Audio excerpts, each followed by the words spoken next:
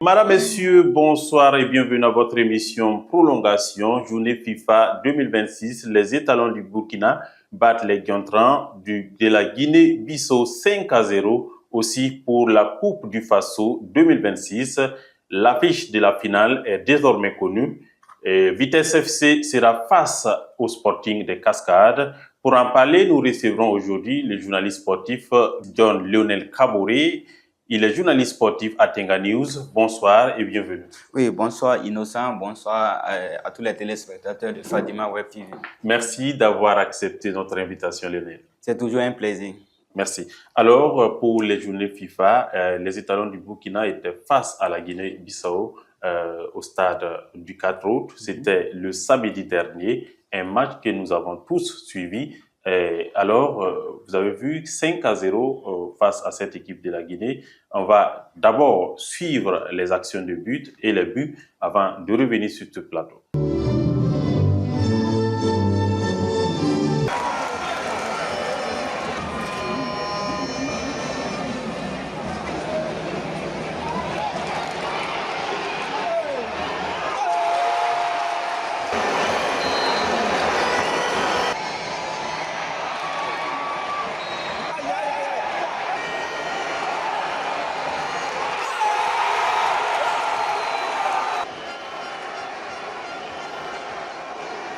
Quelle analyse faites-vous déjà de ce match que les étalons ont pu proposer au public burkinabé?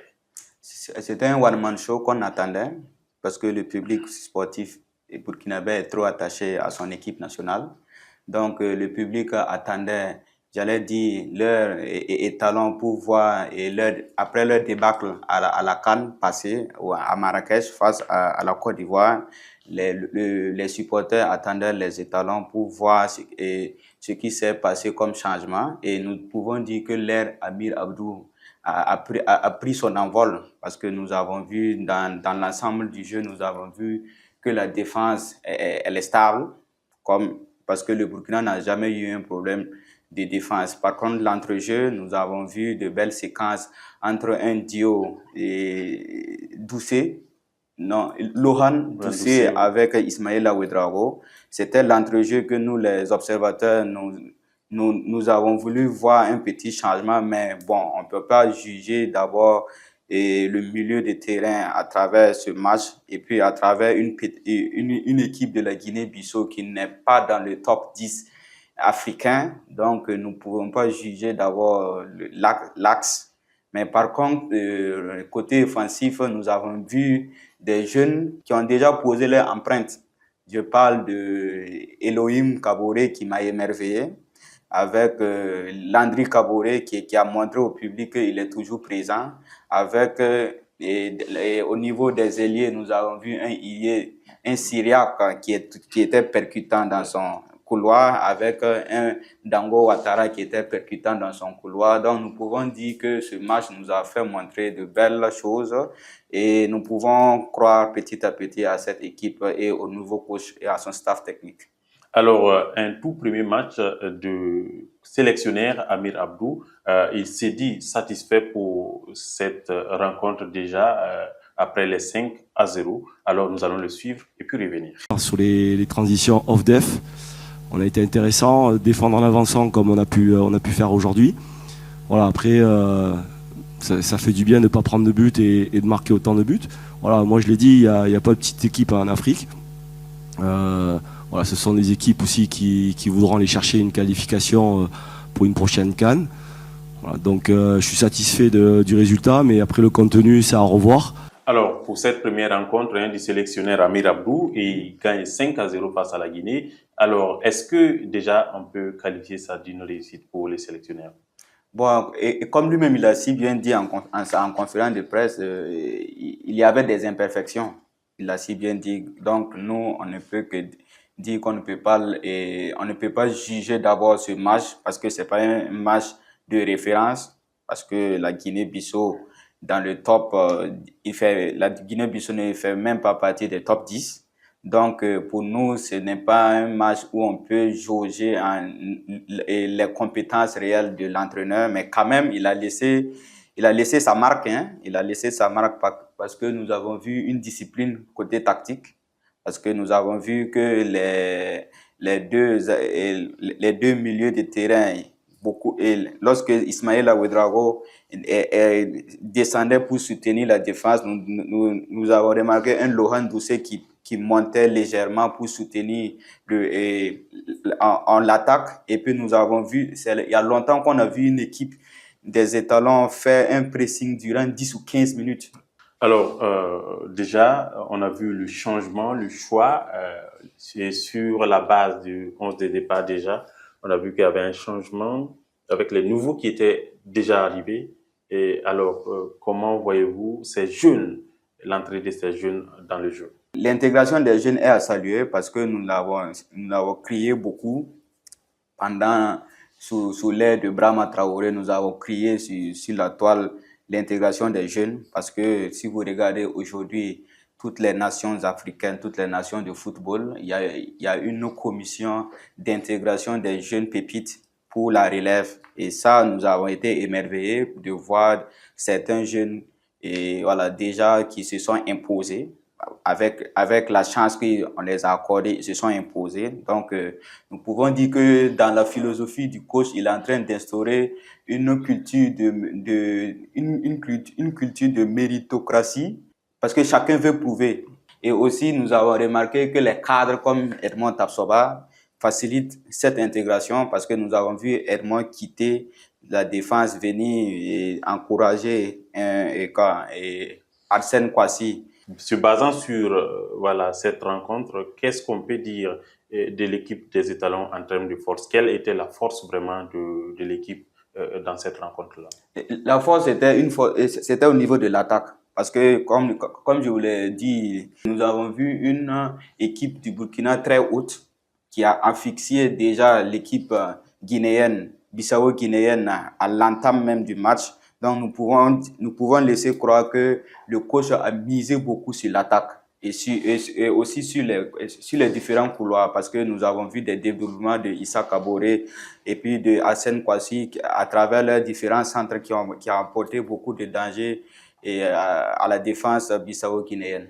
Alors, on a vu aussi les analystes vidéo qui ont proposé des vidéos à la fin de la première période et que l'entraîneur, sur la base de ça, a quand même su revenir sur le terrain avec d'autres idées en seconde période. Est-ce que cette nouvelle intégration pourra quand même nous apporter quelque chose? Vous savez, le football moderne, c'est tous ces aspects qui font que les équipes sont compétitives. Parce que si vous regardez les grands championnats européens avec les grandes nations de football, il y a tous ces aspects qui rendent en compte, qui facilitent le travail de l'encadrement technique. Et si vous avez bien suivi le match, nous avons vu un jeu différent à la seconde mi-temps qu'à la première mi-temps. Donc, tout ça, c'est des aspects et il faut tenir compte lorsqu'on veut être compétitif et lorsqu'on veut être respecté au niveau continental. Alors, nous avons vu l'équipe guinéenne aussi, bissau-guinéenne. Qu'est-ce qui n'a pas marché pour encaisser jusqu'à 5 ans? Non, pour moi, j'ai remarqué une équipe guinéenne qui n'arrivait pas à prendre ses responsabilités. Parce qu'elle était joueuse, hein. Si vous avez regardé les possessions de balles, c'était 49-50, ou bien c'est 50-50 là. Elle a joué. Pour moi, elle manquait de confiance et puis il y a de ces milieux et même l'attaquant n'arrivait pas à s'imposer face à notre défense. Sinon, ils ont joué. Techniquement, ils sont posés. On voit à travers les séquences de passes, ils arrivent 2-3 passes à franchir le milieu sauf que l'attaquant n'était pas en confiance et aussi il y a certains joueurs qui n'étaient pas en confiance. Alors, une double confrontation, c'est-à-dire demain mardi et le deuxième match à 19h. Est-ce qu'on peut se dire que la Guinée-Bissau peut renverser la tendance? Bon, elle peut renverser si et seulement si elle a d'autres joueurs elle va intégrer. Sinon, si c'est le même joueur qu'on a vu, c'est difficile. Alors, avant de revenir sur l'équipe guinéenne, nous allons parler de cet homme fort de la rencontre, à savoir le jeune Elohim voilà, Kavori, qui a claqué un triplé. Tout à fait. J'allais dire les binationaux, à chaque fois quand ils ont l'occasion de s'exprimer sur le terrain, lors des prochaines rencontres, ils sont absents. Parce que ça c'est ma remarque, hein, parce que moi, j'ai fait un constat. Nous avons le cas de Sacha Bansé. Lors de sa première convocation, il a prouvé, soit il revient avec des pépins physiques, soit il revient diminué, soit même, bon, c'est un phénomène que je n'ai jamais compris. Sinon, sa prestation du samedi passé nous a tous laissé bouche bée. Et nous pouvons lui souhaiter que du meilleur. Et pour un attaquant, son travail, c'est de marquer. Et nous, on ne veut seulement que des buts. Donc, il a du talent. Il sait attaquer les espaces. Il sait faire des appels. Il a tout le talent qu'un attaquant pourrait avoir. Maintenant, nous sommes contents parce que au moins au niveau de l'attaque, nous pouvons avoir une concurrence saine. Parce qu'il y a Elohim Kabore qui vient de s'imposer, il y a un Landry Kabore qui vient de s'imposer, il y a aussi un Mohamed Konaté qui, bon, même s'il ne marque pas d'abord, au moins il a une petite expérience d'avance que ces deux joueurs qui montent en puissance. Alors, et nous pouvons dire que Mohamed Konaté, est-ce que sa contribution c'est énorme au niveau de l'attaque? Oui, sa contribution est énorme parce que vous savez, Mohamed Konaté, c'est le type d'attaquant qui met la pression constante au niveau des défenseurs centraux. Bien vrai que parfois il n'est pas trop chirurgical face au but, mais non seulement il est là constamment pour mettre la pression aux défenseurs centraux qui sont obligés que des fois de balancer les balles, et aussi son apport défensif.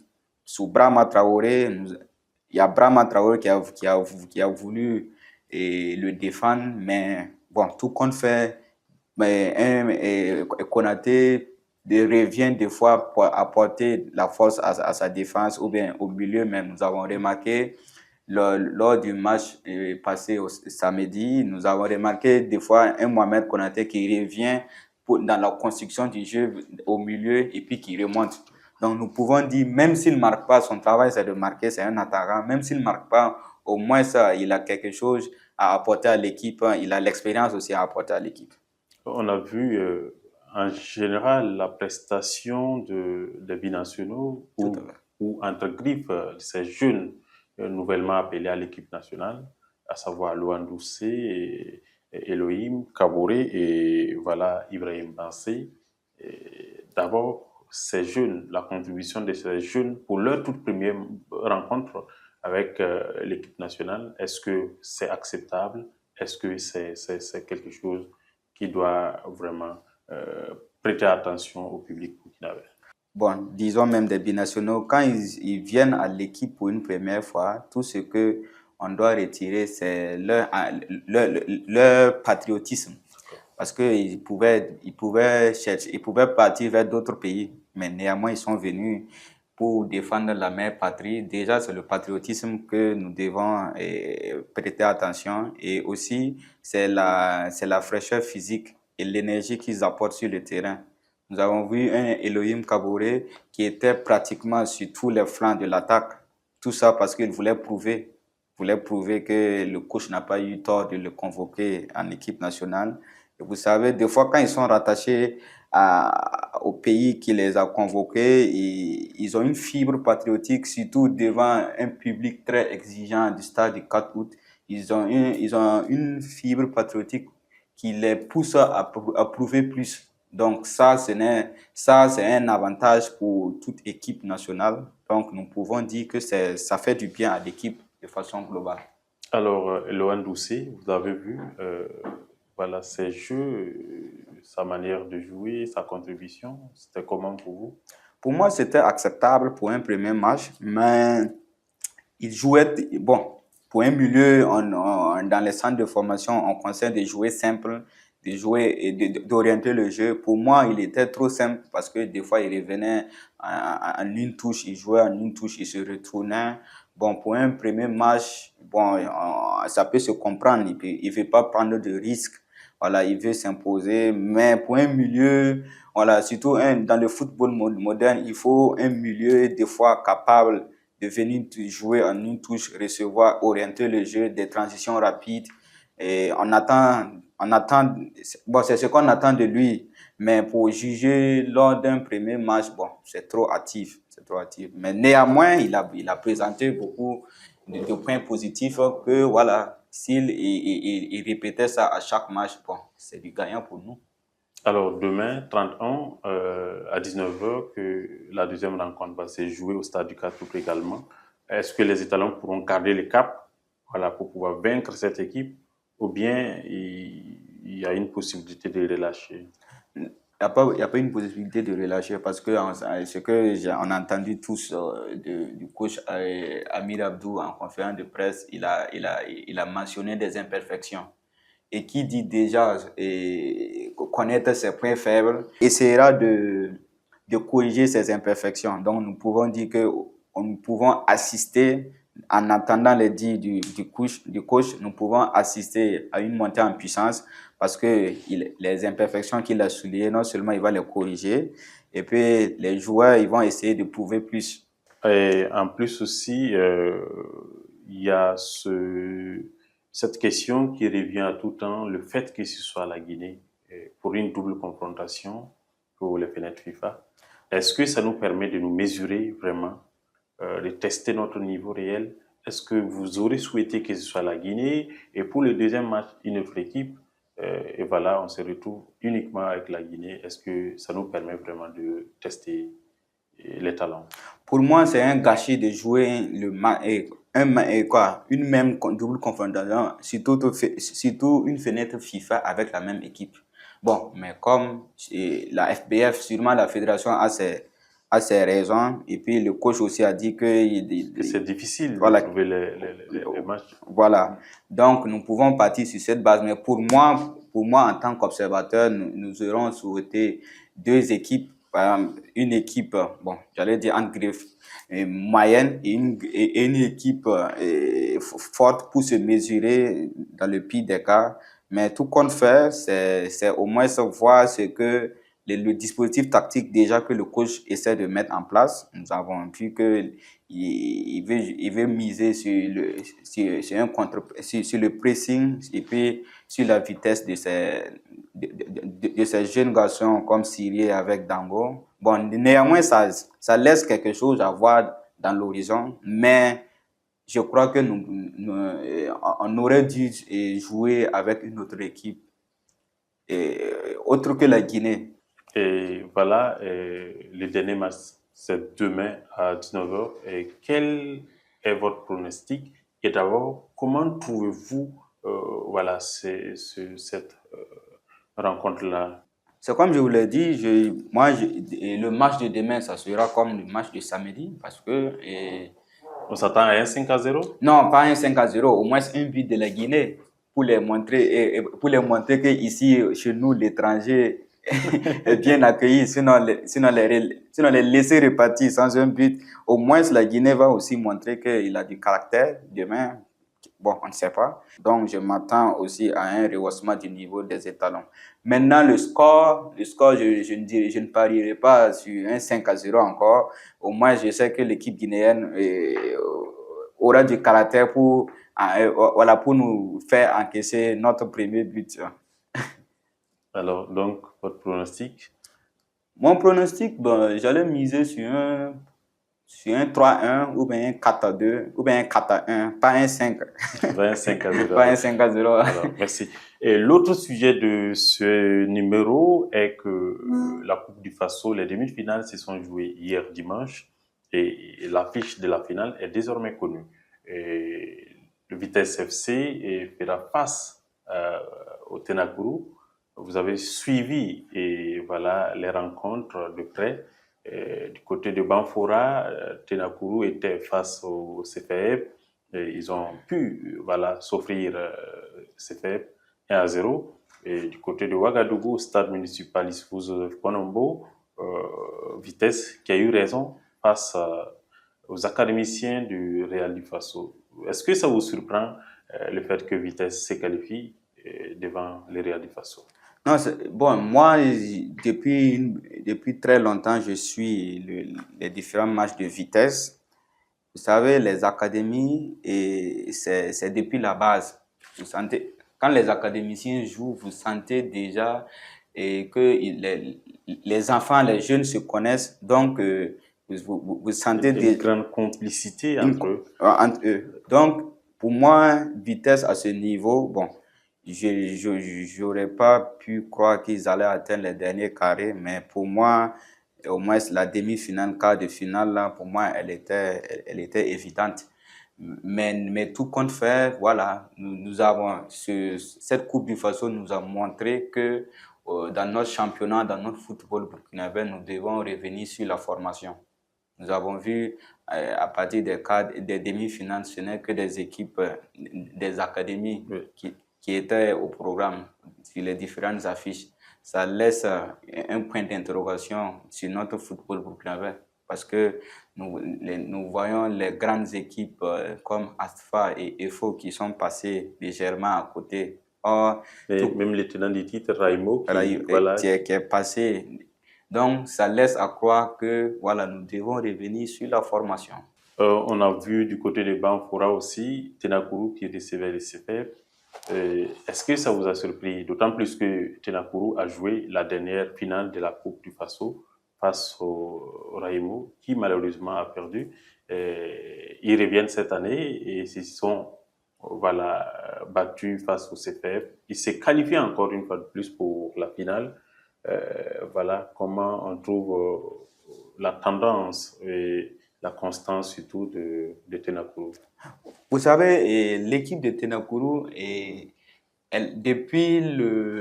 depuis la saison passée, elle a gardé son ossature.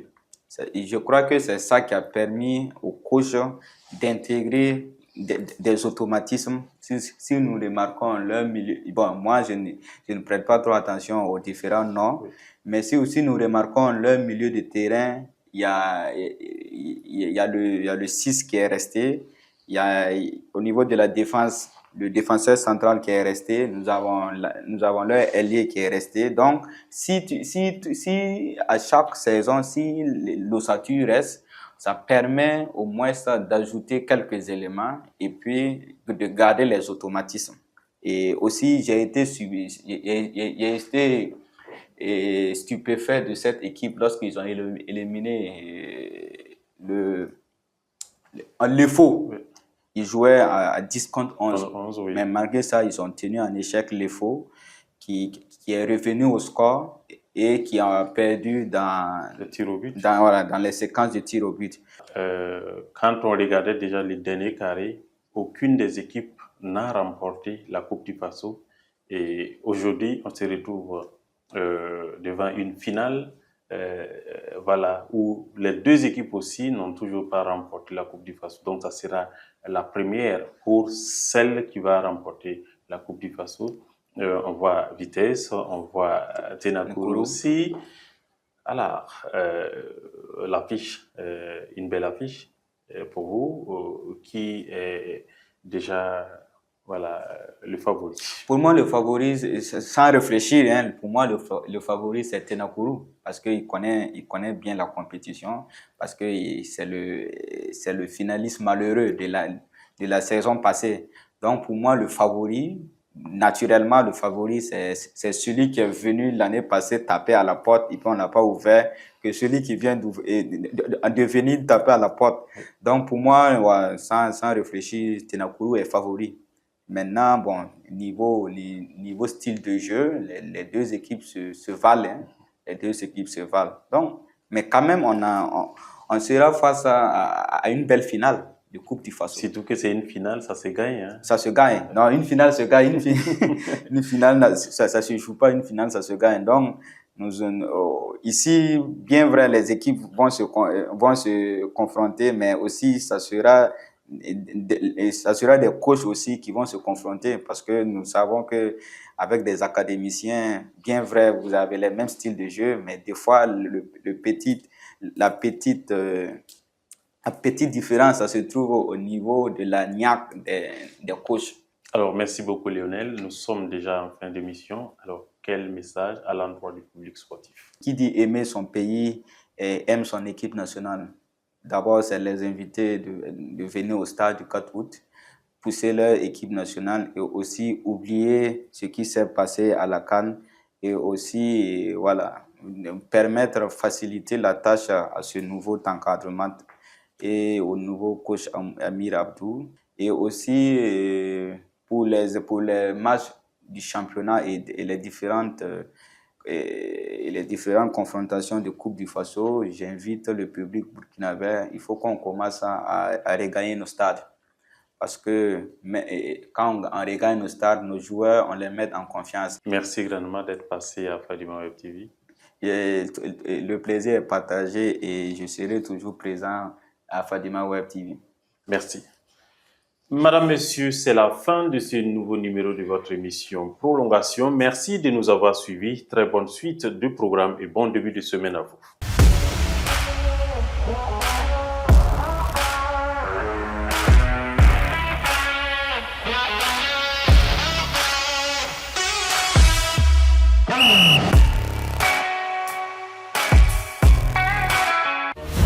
Fadima Web TV, les racines de l'actu.